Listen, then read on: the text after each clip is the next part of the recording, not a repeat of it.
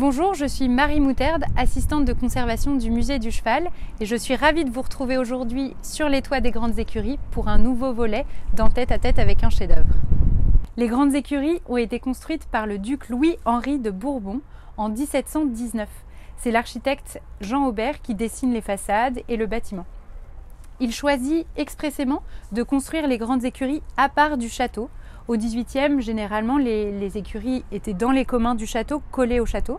Et vraiment ici, c'est à part, le bâtiment est plus loin du château. C'est ce qui en fait un réel palais pour les chevaux. Les visiteurs d'ailleurs qui viennent de la gare de Chantilly voient d'abord les Grandes Écuries et certains se demandent si c'est le château.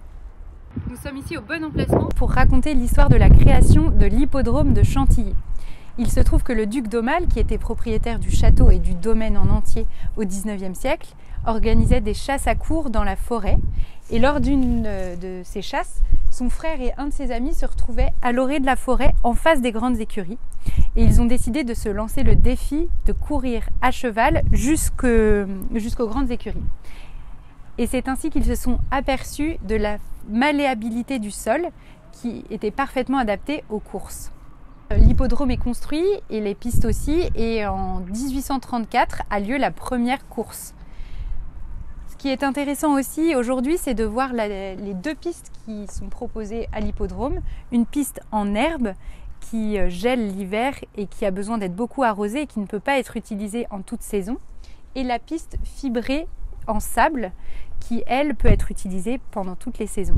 Les Grandes Écuries sont longues de 180 mètres. Elles sont composées de deux nefs. La nef Est qui accueille encore aujourd'hui les boxes des chevaux et la nef Ouest.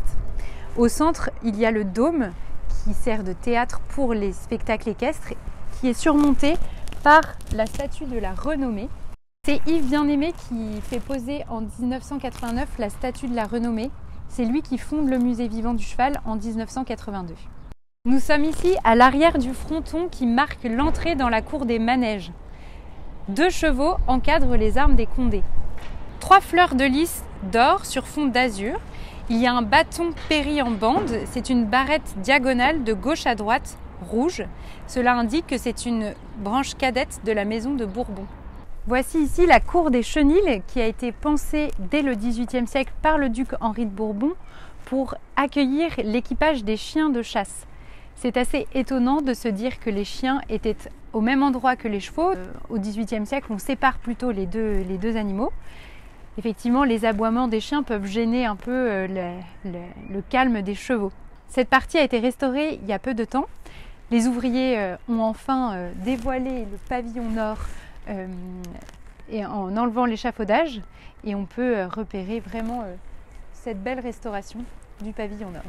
La cour des remises, utilisée pour les voitures hippomobiles, accueille aujourd'hui le musée du cheval qui se développe en 15 salles qui racontent l'histoire et l'évolution du cheval dans toutes les civilisations. Merci de nous avoir suivis sur le toit des Grandes Écuries et à bientôt pour En Tête à tête avec un chef-d'œuvre.